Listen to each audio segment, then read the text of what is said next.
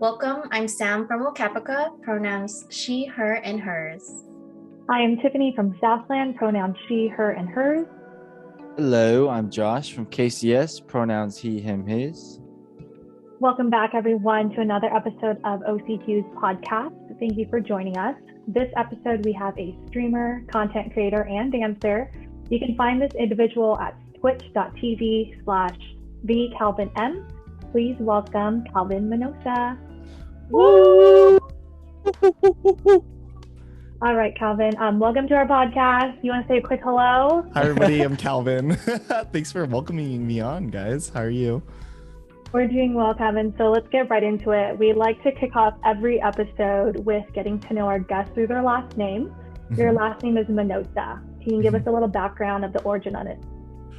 I think it's Spanish. I'm full Filipino, and I am assuming because the Spaniards conquered the Philippines, I have their last name.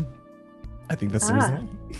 Okay. I think it's like you don't know too much. Oh, go ahead. I think it's actually pronounced Manosa. Like there's like an Enye in it, but I think when my family came over and gave their information to the US, they didn't keep the squiggly mark. I don't even know what so the they dropped that. Do you know what that means? The squiggly mark, or like how is it like a? I should know this. I'm a copywriter. No, okay. So we actually have a little bit. We did a quick Google search on what Manosa means, and it means crafty and clever. So we'll get into your other interests of content creating, writing, and streaming later. But can you touch on your other creative outlets like dancing, TikTok, YouTube, and how important these things are and how they shaped who you are today?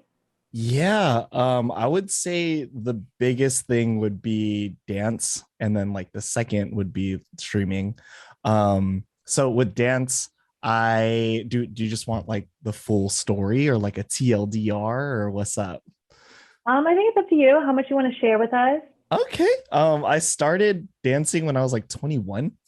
So for anybody listening out there, if you think you're too old, I would just say just go and try. I literally started dancing to like Justin Bieber songs when I was like 19 or something, that like literally. And then one of my friends invited me to take a dance class in college, and then he invited me to his dance team. And then from there, it's pretty much history. I went into competitive dancing. For hip hop, I actually danced with Josh on the Good Project. And yeah, I technically have been competitively dancing for like 8 years. After the pandemic, though, or like during the pandemic, when the pandemic started, I sort of slowed down on it and started focusing on other outlets, which would be streaming. Interesting. Mhm. Have you always been interested in dancing though? Because you started when you were 21, I guess. Yeah. Yeah. Yeah. Did Well, that start though? Like, I think it's just influence from others around me. I definitely grew up, I would say, like trying to figure out my identity. Like when I went to school, nobody knew what like a Filipino was.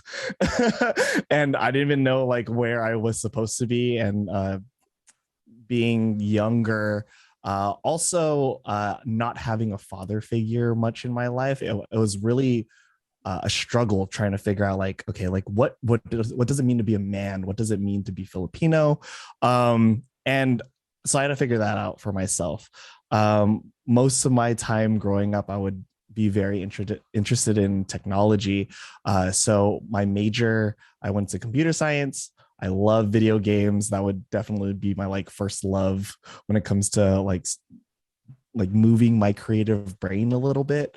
I guess I would fall into like puzzles and stuff, but yeah, that's how I fell into dance. Is it was the people around me, and I was like, oh, I want to be able to do that. And then there was something in me also, because during high school, that's when all the Filipinos would like dance or sing or like play guitar, and I was like, I'm not any of those. I play video games and I know like computer stuff. And then I became a dancer, and I was like, this is fun.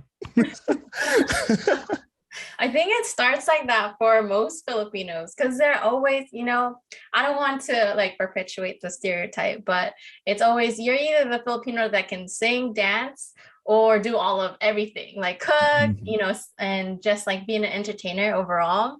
But I feel like it, maybe in our families, that's kind of like the way that we grew up, because I just grew up with like a lot of parties, a lot of food. So I feel like it's part of who you are as a Filipino. And I would say growing up too, was never really a dancer, but I did enjoy like a lot of video games.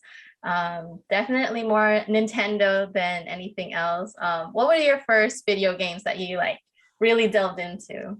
I would say it would be Nintendo. Like I had a Game Boy, like the original Game Boy, and a Super Nintendo growing up. My mom did tell me that the first like console that she purchased for me was an Atari, and that's like I'm like aging myself right now. But yeah, like I've always been just playing video games. I always had like a controller in my hands. I didn't even like get into like action figures or anything like that. I would just love sitting in front of the TV. All of my uncles and aunties would tell me that I would be blind.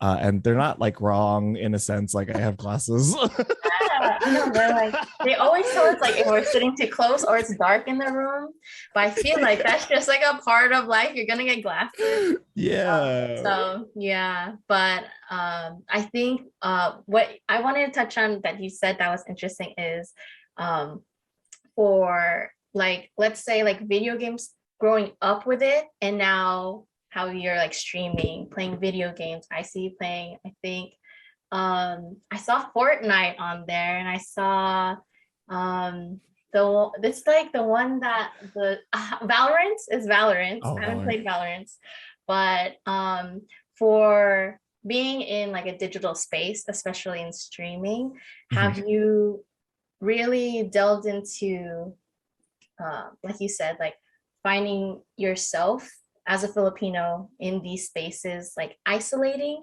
Or have you ever felt like you are the AAPI representation in like the streamer space that we don't really see?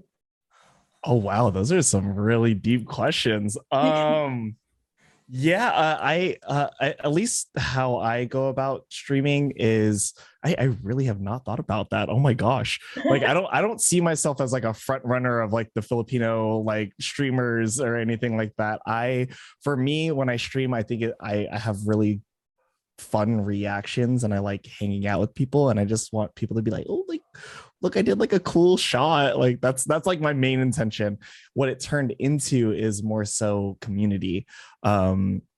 It's weird how weird for me, like I found like a lot of friends through the internet, and like nowadays, now that like I work from home, we actually sit in like Discord and just work all day, and then afterwards we just game.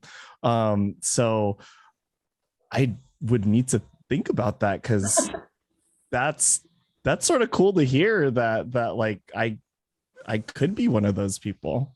But yeah, I think does that answer the question? Yeah, I think so I think it makes sense, because that was your first intention. Like entertain me and like have more of a community. In the community, especially with the pandemic, have you noticed that you felt more strong using Twitch and streaming in the way that we're able to connect with people in that way? Yeah, because I'm so vulnerable on stream sometimes, mostly it's like screaming and laughing. I do have like small segments where I like talk about mental health. For me to show myself vulnerable, it does allow a lot of other people to be vulnerable with me. If you were to go into my Discord, I have like a mental health section, and it's a safe space. People sometimes pour their like what they're going through in there, and having, weirdly for me, just playing video games, like I also gained and created a support system, and they, by viewing, have gained a support system.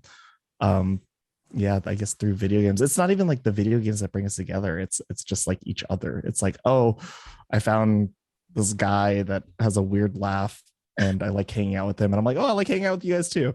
And then, are you guys okay? And I'm like, yeah, I'm okay. Are you okay? I'm like, no. Oh, okay, that's okay. What, do you want to talk about it? Like, how can I support you? And it just grew from there. Yeah, I think that's important because it feels like just the presence alone is the biggest uplifting thing, because it's nice to know someone that won't judge you, because it can be very judgmental out in social media, and always comparing people, especially like, oh, they're doing this, but I'm not doing this. And so that's really important too when it comes to having like that mental space capacity. So it's not like all fun and games. It's like, okay, we are able to connect, and we remember that we're humans in that weird way, even though we can't see each other, we can't like really like physically be with each other. But yeah, and I really appreciate that. Thank you for sharing. Yeah, of course. Thanks for asking. Okay, so Calvin, we're going to switch a little bit.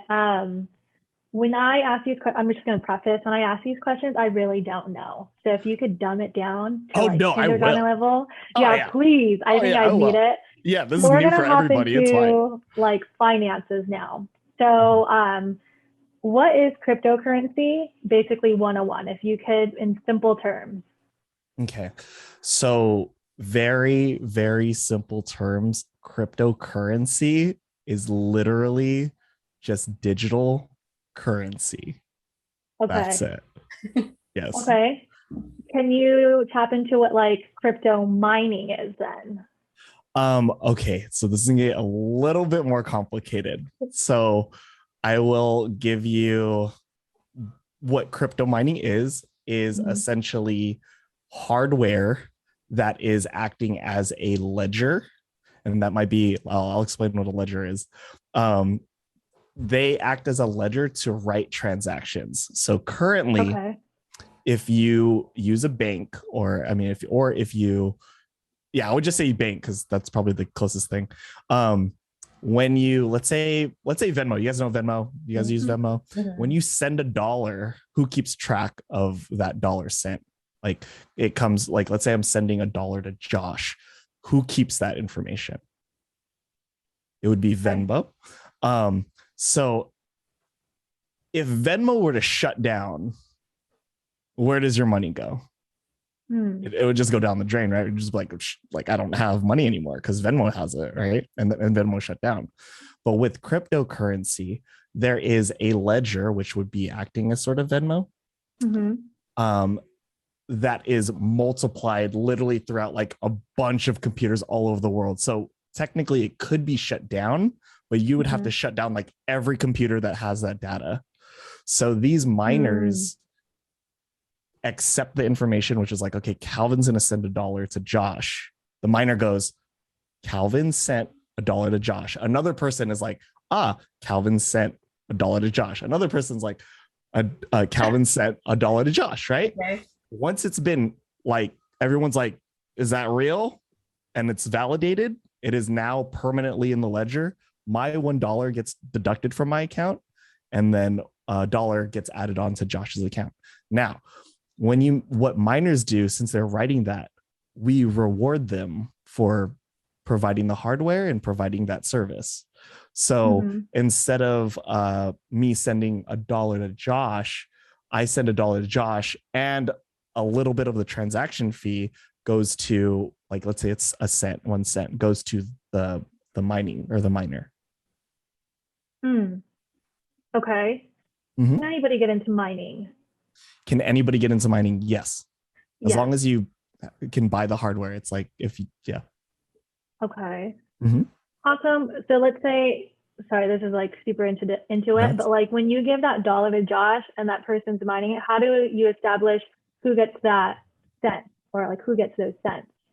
Who gets the 1 cent, the miner? Yeah, like the miner. Because it sounds like anybody could do it, correct? Yes. All right, this is gonna get a little bit, just be prepared. Okay, so if you're not like a big miner, there are companies or websites that bring a bunch of smaller miners, which is more accessible for us, together, that create like enough hardware to compete with the larger miners. So let's say our group mining beat out a larger miner. And this is like a good amount of money. Like I would say like thousands of dollars. Like get clumped up to like our group, then it gets split up by like who did the most work, essentially. Okay. So if your hardware is the best, like you'll get more money incoming. Yeah. Okay. Yeah. No, thank you for that, Calvin. You seem super knowledgeable on this. How did you even get into like cryptocurrency or crypto mining or this world? I was broke. I was broke. So I don't recommend this at all, because I definitely, everyone would probably like shun me for this, but I took a very, very big risk. I again, my background is in computer science. I love building computers, and what is used for these minings is computers. So what I did is, and I had fire under my butt during this time. It was the early pandemic. I was unemployed for like 13 months. I was upset at the job market that I could not make money. So I was like, what do I got to do? I have really good credit, and I applied for credit cards.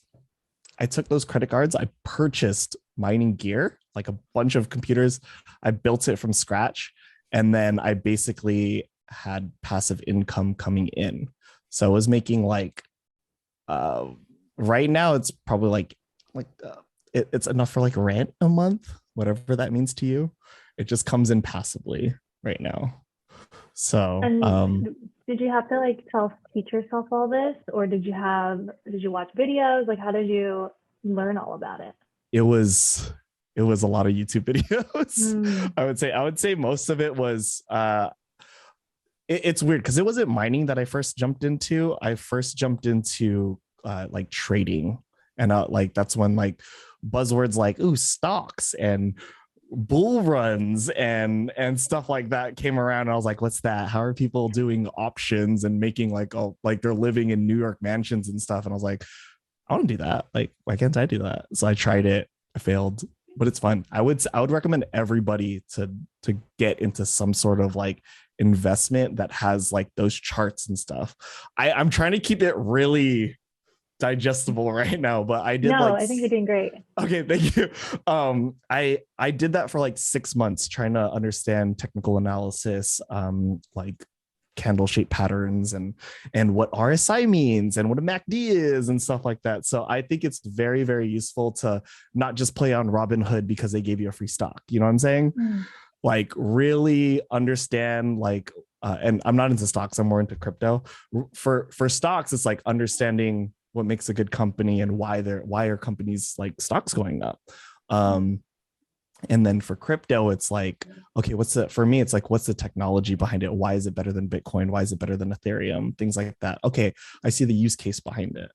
Okay, I'm getting more into too deep stuff, but continue on with the questions. Did I answer it? No, you did. Okay. So to my understanding, and it seems like you just got into it recently, cryptocurrency has been gaining a lot of popularity in more recent years. Is there a reason for that? I know for you, it was like the pandemic, but is there other reasons to that? And why did you suddenly grow interest into it?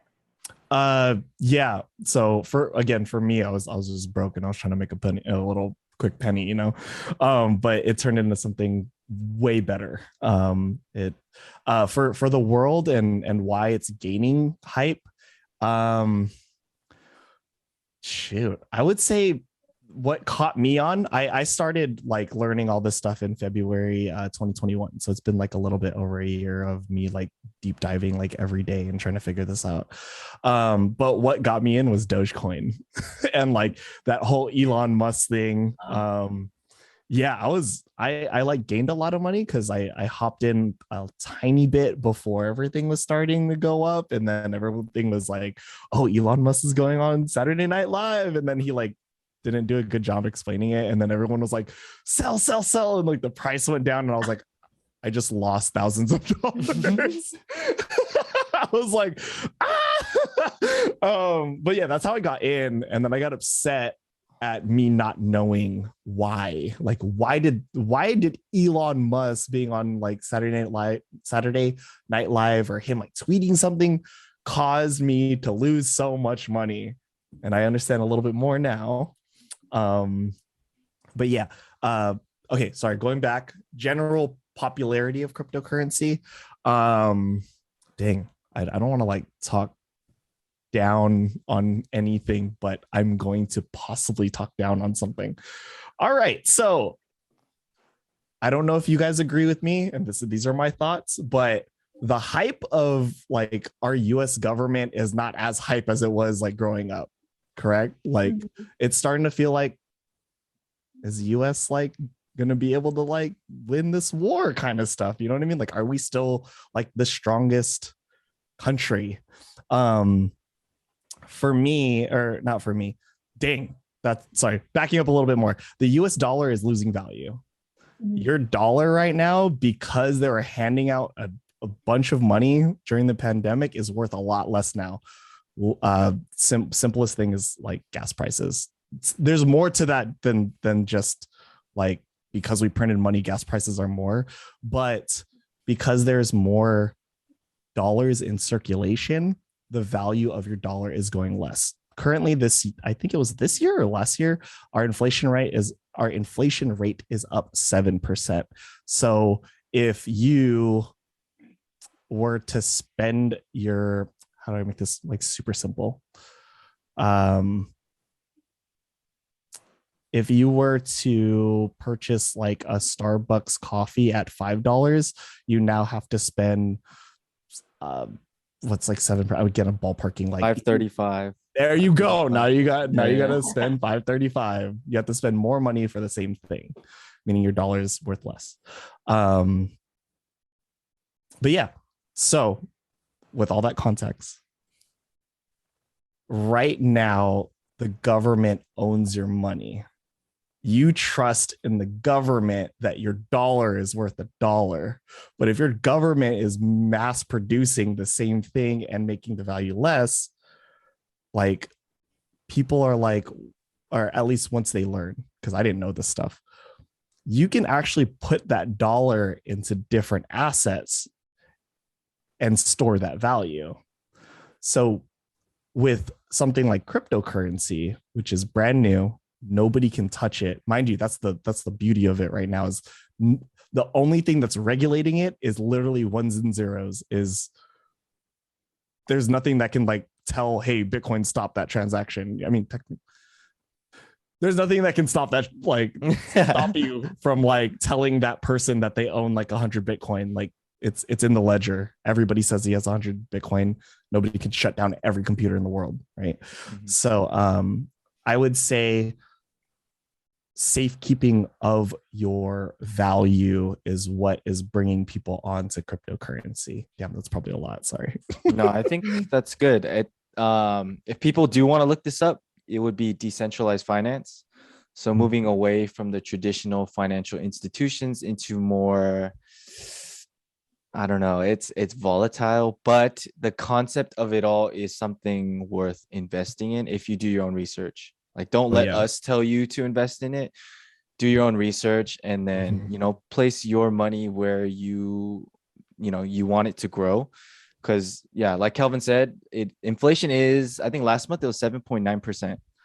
So something that cost $1 last year now costs almost 8 cents more, which doesn't seem like a lot, but at the rate that we're going, it's quite scary. Like Calvin mentioned, the strength of the dollar is weakening, so people are finding new avenues into investments such as cryptocurrency. So as far as like the whole cryptocurrency concept, why are people so skeptical of it? Because you can't hold it. There's a lot of people that are like, you can't hold it, so like, why is it real? One thing that Gary Vee said is, why do we give value into a blue check mark when that's not real? It's like status. Yeah. Prestige. I said it, but like there's it's nothing. It's literally like it's pixels, We are moving, and we have been moving. We are actually in a digital age right now. So your dollar is literally just paper. It's like it's wood. Like it's wood and like fiber. Is that tree worth? Okay, maybe a tree's worth $1, but like the currency is a medium.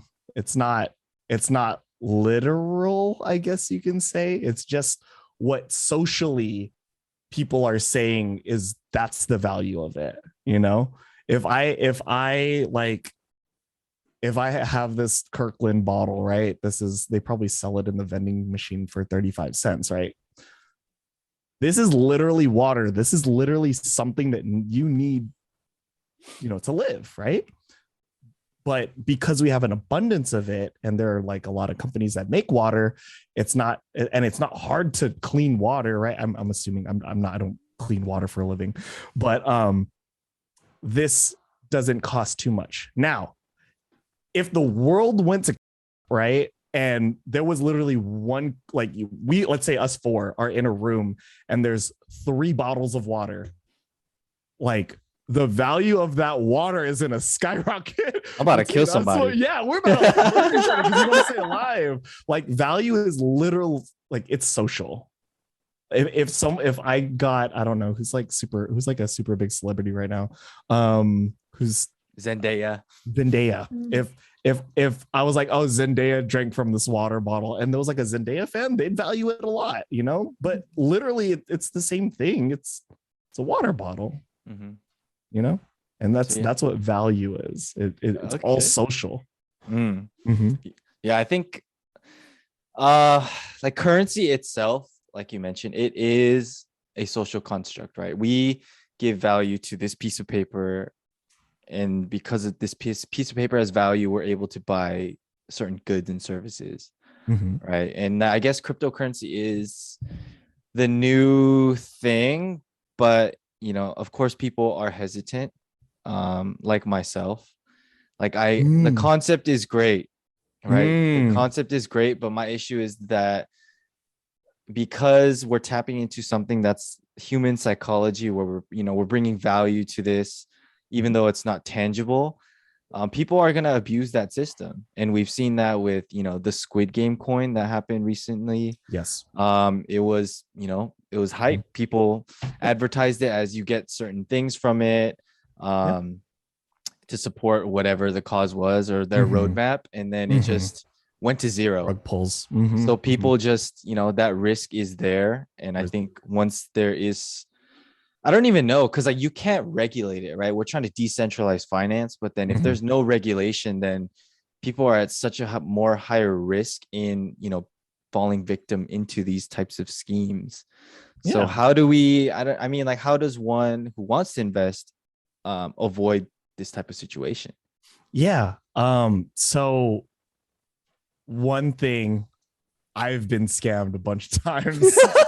I'm going to let you know that, like, when I was first buying my first NFTs, I went to the wrong website. And that's like the easiest thing that you like can't like F up. But I went to the wrong website and I gave money to the wrong person because it looked legit. You know what I mean? Because it's a new field, or like a new atmosphere, like there are going to be a lot of scams, and there are going to be a lot of people that aren't educated. And like that happens a lot too nowadays. Like I know my mom has like got sent mail and was like, oh my God, I have to pay this much money. I have to call this number. And they have somebody from like, I think they just have like call centers in like India, like acting like they're from US. And they're like, oh, ma'am, you need to go buy gift cards for us because XYZ, you know what I mean? Anybody can fall into these scams if you're uneducated. So first thing that I would recommend to de-risk yourself is to educate yourself. Talk to people that have been scammed. Me. But yeah, you need to stumble. You need to make mistakes whenever it comes to anything before you like find your little paste. Find your own path. Sorry. For people to come into the crypto space, what's the safest way? Like you said, educating yourself, any other different strategies. Again, there's like a lot of different avenues when it comes to like blockchain technology. The first thing that I tried was literally just trying to put one coin into my wallet, and I put in like $20, and I made sure that this is going to be confusing. When you purchase when you purchase Bitcoin from, like, let's say, what was one thing that's like super easy to buy Bitcoin off of? Coinbase. Coinbase. That is in like a US company. That's easy. This is one thing that confused me when I started. When you purchase the coin from Coinbase, it's still in your Coinbase account.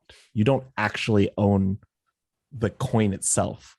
When you get yourself a wallet or a DeFi wallet, and you move that coin from the exchange to your own wallet, that's when it's like literally like nobody can access it, because it's protected by something called a seed phrase. And it is a combination of, I think it was 12 or 24 random words.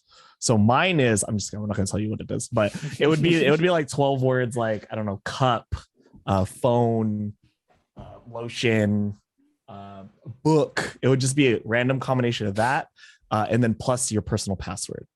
If you lose that seed phrase, you lose anything that's within the wallet. Like, nobody can access it. There's no program that's like, ooh, I'm just going to keep guessing seed phrases and passwords until I unlock somebody's wallet. There's nothing there.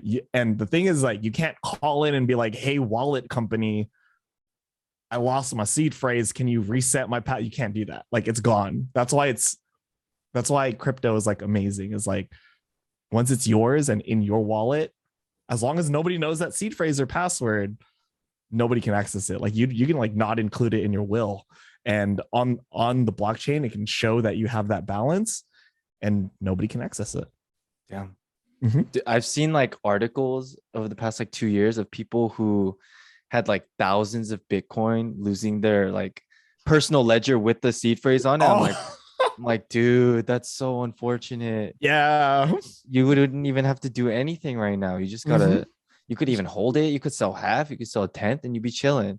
So moving away from the system of crypto and DeFi, we're going to go into more of like the niche segment that I've seen you gravitate towards recently, which are NFTs. Oh my gosh. Buzzword. Oh my gosh. So for our listeners, what is an NFT?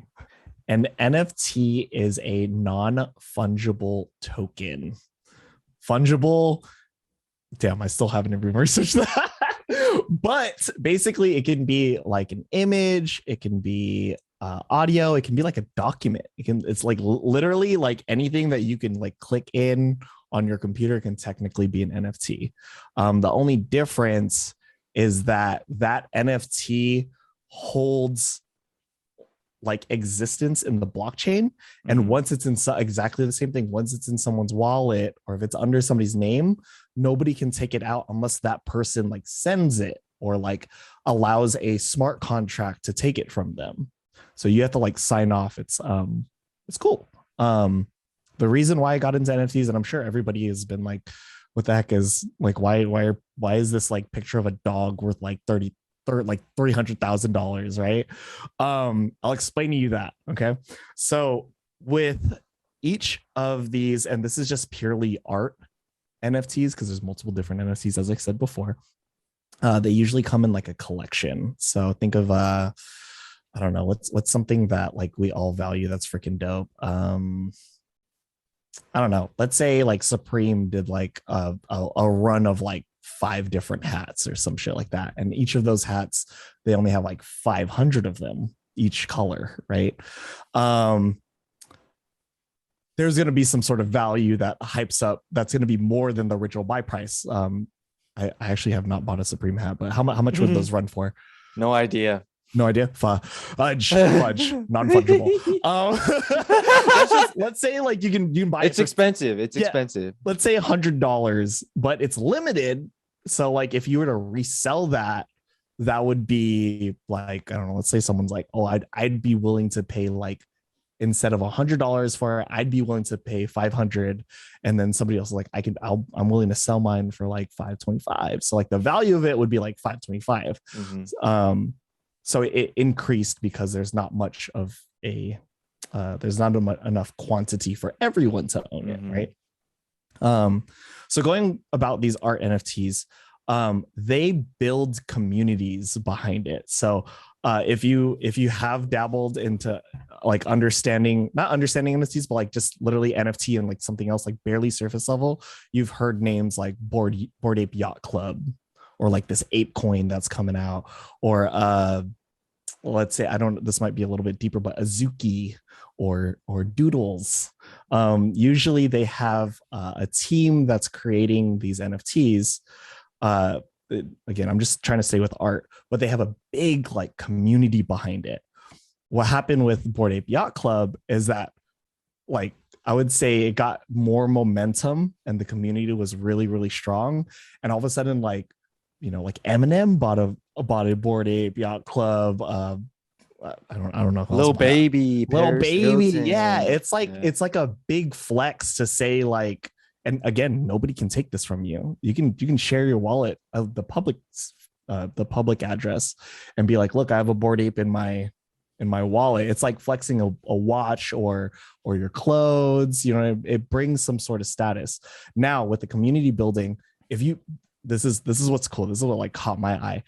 They're doing a lot of things, and this is super normal within the NFT community. If you hold this NFT, you can, and then you can go to like events, you can access, and this is the stuff that I invest to, you can access certain softwares, you can access the community that have like people. I've seen one with like, there's mental health professionals in there. Like you get access to a mental health professional just by holding this thing. Wow. And the more people are holding it and not allowing people to purchase, the value goes up in it. So when Bored Ape Yacht Club's like, yo, you can like hang out with like Lil Baby and Eminem at this yacht party that I'm just throwing for holders, there's value that's going to go into this JPEG of like holding it. So that is why that's like the context behind it. Why people are like, why the hell would they buy a stupid like ape picture that's not even like good looking like that, at least for my opinion. Yeah, I'd still want one. like I don't think, like, I might be like shunned for this, but I don't think the art's like that cool, you know what I'm saying? Well, I mean, they were so early and like the hype was there, like CryptoPunks, which is like the pixelated people, if people know about it. And then the Bored Ape Yacht Club is just apes wearing cool clothes that are worth like hundreds of thousands, if not millions of dollars. Yeah. And then just going back to the whole NFT thing, like you're not purchasing a picture, you're purchasing a spot within the entirety of the blockchain that's saying that this is your spot. It's represented by this image or this item. So you're not even buying a picture. That picture just represents the space that you hold within this system. Yeah. So with that, like, I get why people are saying like, oh, it's just a JPEG. I could just right click and save this image and put it on my thing. But like you said, it's the status. What are some other kind of factors that give value to NFTs for people that may think that it's just an image you can save? So it's the technology behind it. It's if one, quality is low, or quantity is low, and like nobody can take it away from me. So these are some ideas that like I've picked up, and one that I've created. So a friend of mine is this is his roadmap. He's trying to build a restaurant. Like, he is a cook, he's a chef, right? And he's doing it the normal way, sort of like word of mouth, like, hey, I am doing like private dinners so I can like get money, so then I can put that money towards a restaurant and then like build a whole business, right? But with NFTs, you can use holding an NFT sort of like a ticket. So I explained to him, what if we made an NFT, and I asked him like how many spots he can have at any of these. He calls them pop-ups. At any of these pop-ups, he's like, I only can have 50. So I'm like, okay, we'll make 50 NFTs. If you can sell these NFTs for like just for the dinner cost, you can also program the smart contract to give you like a percent royalty. Usually it's ranging between 5 to 10% each time the NFT is traded. So let's say I, Calvin, have one. I don't want to go anymore. I can sell this over to Tiffany that wants it, and I can name my price. I can be like, well, I bought it for, and this is sort of like concert tickets in a way. I bought mine for $100. Like I'll sell you mine because I know that it's sort of hype for like 120, right? So now, Tiff, you have a new spot to go to the pop-up. The chef gets 10% of that transaction. He makes more money to build his restaurant. Now, like, let's say the day of the pop-up, you can verify that each person has one of those 50s by the blockchain. You can be like, yes, you have it. If somebody was like, oh, like I have a JPEG of it, like, no, you don't own that wallet. Like, we can't verify it. You literally just like walked in here with fake Gucci slides. Like, that's not real.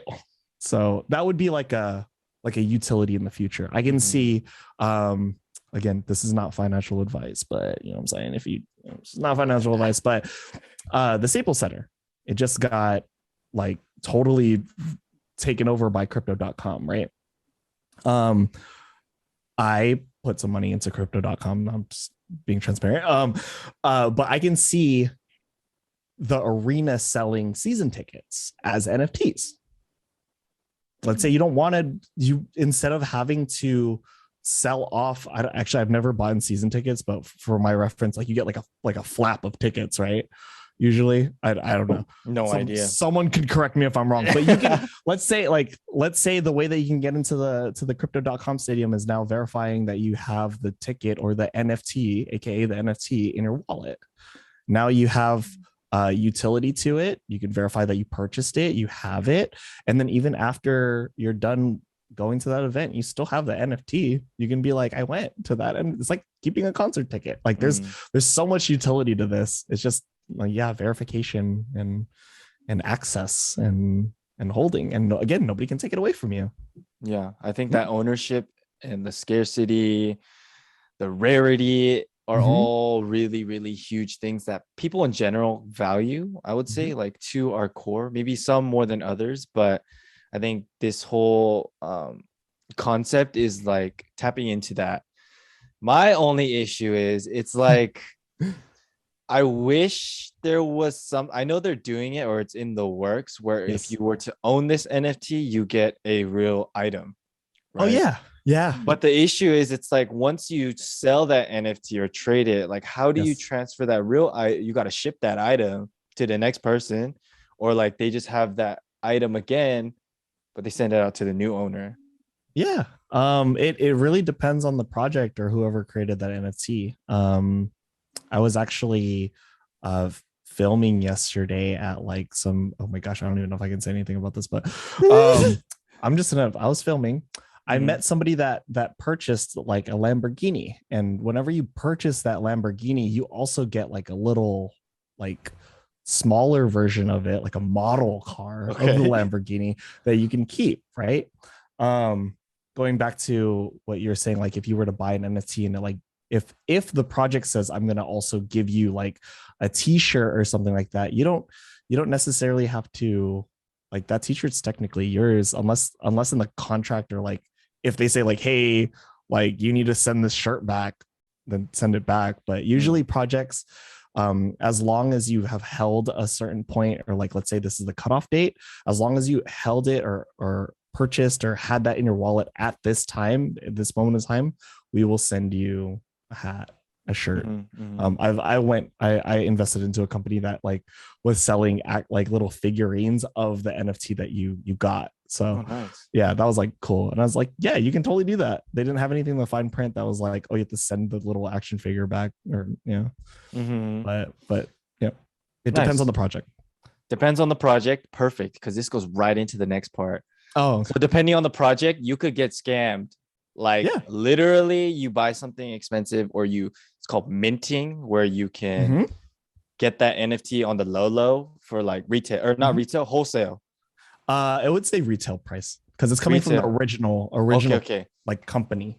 So retail price, you mint it, but then the second market or the aftermarket, which is like you put sneakers on StockX and it goes to zero, and it's like there are so many different projects being launched every single day. Like how do you, or what advice would you give to our listeners or viewers to kind of discern the good ones and the bad ones? Ooh, this one's gonna be like pretty juicy. First one, I would say when I'm looking, okay, this is like, because this is what I do like every day. I would say see who's following that account first out of your own social circle, because you would follow people that you trust, right? So if there's other people following that project, that's sort of like a good, like, okay, maybe it's something to look at, right? Another thing would be like looking at the team itself. Are they doxed, which is like, do they put their actual name and face out there for everyone to see? Usually if the team is fully doxed, that's like a good sign that like, that's like another step in like, okay, maybe I'll invest into it. Yeah. The next thing would be, and this is probably the NFT like area, like if you're in NFTs, you know this. The next thing would be like, what are they doing in the Web3 space to push us forward as like a whole like NFT community? Like, what does my project bring to the table that is different and that will benefit not just only our project, but the people around us? That would be like a really, really good flag. So if the project that you're looking at is just like, oh, I'm copying what they did and it's just like different art and like I'm just doing it because like, I would suggest not minting or putting your effort into investing into a project like that. And I would say the big main thing is like what does your what was that word? There was a specific word for this, but I would say like where's your heart at with the project? You have to be able to be very confident to say like, I really like this project no matter what anybody else says. Conviction, baby. There you go. Conviction. Your conviction needs to be like A1 with the project. If you believe in this thing, if you believe that this project's going to shoot off without like, if literally like your best friend was like, that project, you got to be like, but I like it. Like your conviction needs to be there. So those would be like some steps to investing into a project. Mm-hmm. And nice. I have made all the mistakes. I've done none of those. I'm still learning, but no, I think this is a good like high level overview of crypto and NFTs and crypto mining, the whole blockchain thing. I guess one thing before we switch it off to our next segment is, what is Web3? I think people still don't really know what Web3 is. Yeah. Shoot. I would say gosh, I need to dumb it down. I need to make this like, because I might not have all the information on this either. Because I think that I saw it would be more like ownership. I think Web3 is ownership, because whenever I interact with a Web3 website, you usually have to connect your wallet so that the website can verify that you're like an owner of it. And that's new. You don't have to like type in a password or a username and password to tell Netflix that you do pay for a subscription. The website looks at your wallet and goes like, oh, you have that NFT, or you are authorized to use this website. So that's what I would say Web3 is. Nice. Yeah. And for all our audience, I think the technology is cool. We think me and Calvin think the tech is cool. We support it. Yeah. But be careful. Not financial advice. Yeah, 100%. No, not financial advice. Dude, this is not financial advice. Yes. All right. Nice. Thank you for sharing your insight and like your information on these topics. I know you've done your fair share of research to now give to us. Let's continue with some quick fire. This is a section where we go through this or that questions. I'll give you two options. You have to pick one and explain your choice. They are themed around streaming, content creating. The order will be Tiffany, yourself, Calvin, Sam, and then me. Are we ready? I think so. All right. Question 1. Would you rather be on camera 24/7, but aware of how many people are watching you, or be invisible to everyone? I think I'd rather be on, it's hard. I hate being on camera. I think I'd be invisible. I feel like I could have more power being invisible and do whatever I want. Yeah. Oh, is it me next? Yeah. Yes. Please. Yeah, I would be invisible. I'm chill. I don't want people watching me. I don't want people watching me 24/7. I will allow some parts of me to be watched. Yeah, but I would rather be invisible then. Yeah, I would agree. I would be invisible only because if I know how many people are watching me, I feel like I'll act differently. Like I won't be myself. So just for that, invisible. I would not pick 24/7 only because that's a lot. Like you about to see a lot of me. Like every part of me inside and out. And I'm not really, I don't know how I feel about that. But being invisible, I know what to expect, you know, like nobody got to worry about me or bug me. I just do my thing, get in and get out. I guess we're on the same page for that one. Question 2. Would you rather invest time, money, and effort in people or material objects?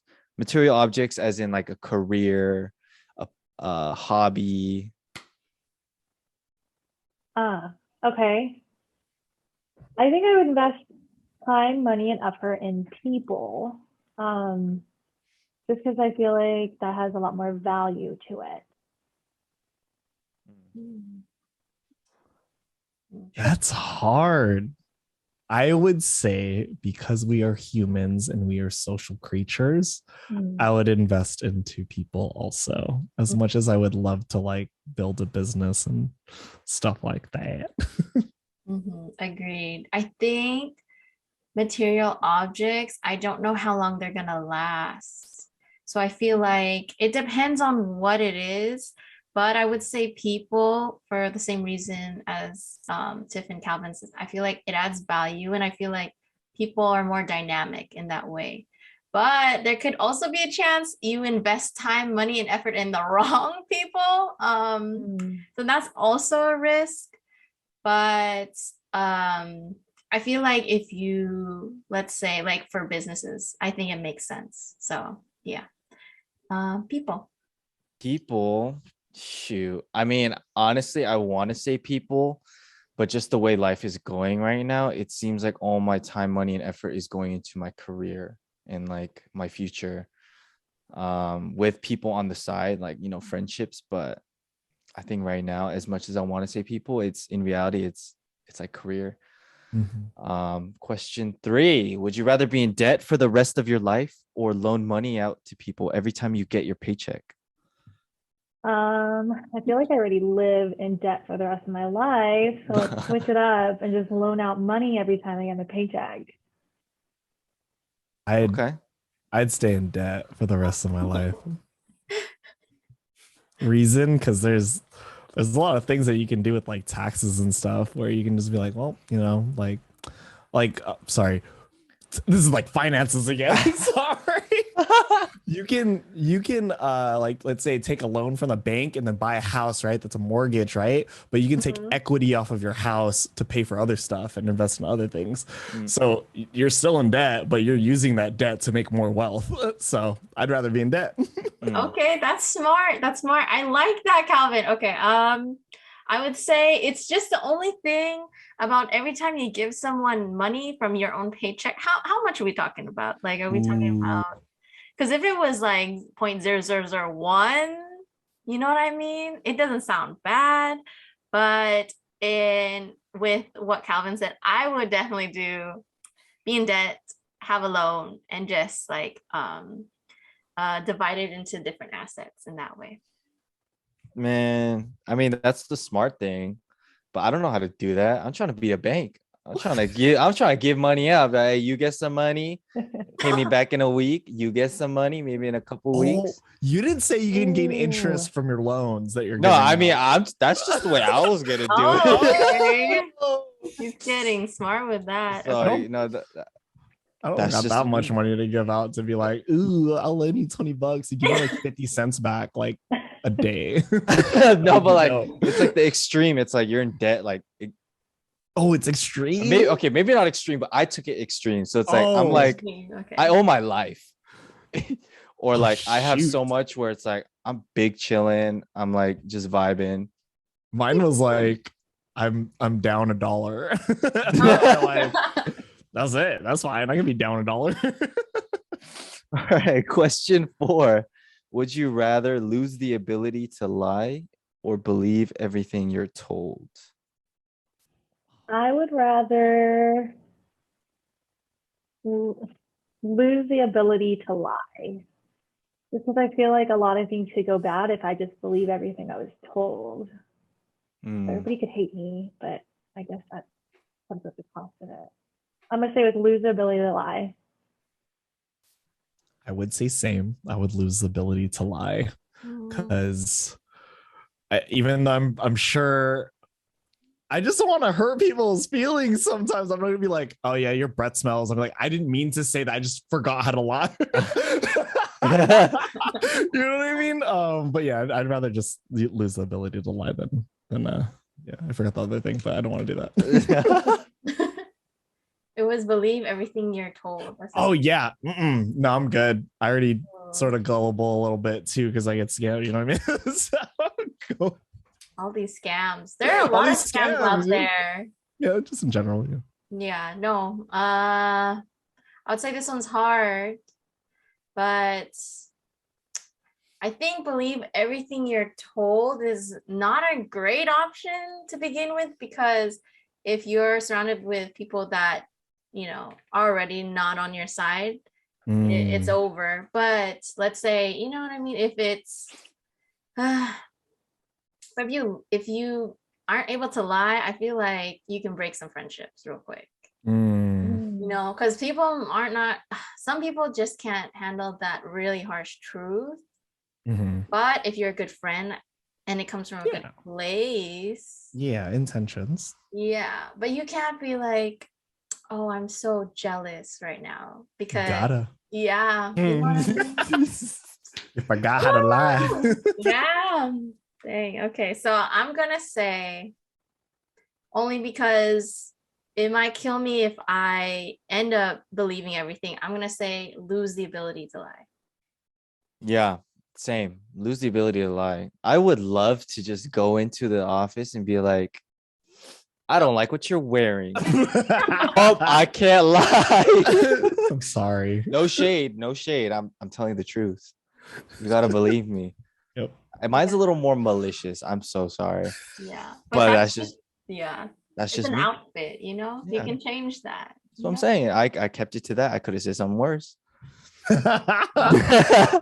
Would you rather have, question 5, would you rather have everyone you know be able to read your thoughts, or for everyone you know to have access to your internet history? Yeah. Okay, well, my thoughts are pretty weird, so that could also just be bad. But internet history, everyone would think I'm also weird because I I think internet history, because I feel like I could filter that. Like, I don't have to look up everything. I could use my resources. I could ask people, like, hey, can you look up something for me? So with my thoughts, I can't filter that, I can't be like, don't think that, I'm gonna go with everyone have access to my internet history. Yep. I would say same, because I can't control my thoughts, but I can control, technically you can control your thoughts, but you can control your actions after your thoughts. But with internet history, you can just not go on it. It's fine. Yeah, that's true. You don't have to use internet in the first place. I think I would, agreed. I would let everyone know what I'm searching up, and if it's weird, it's weird.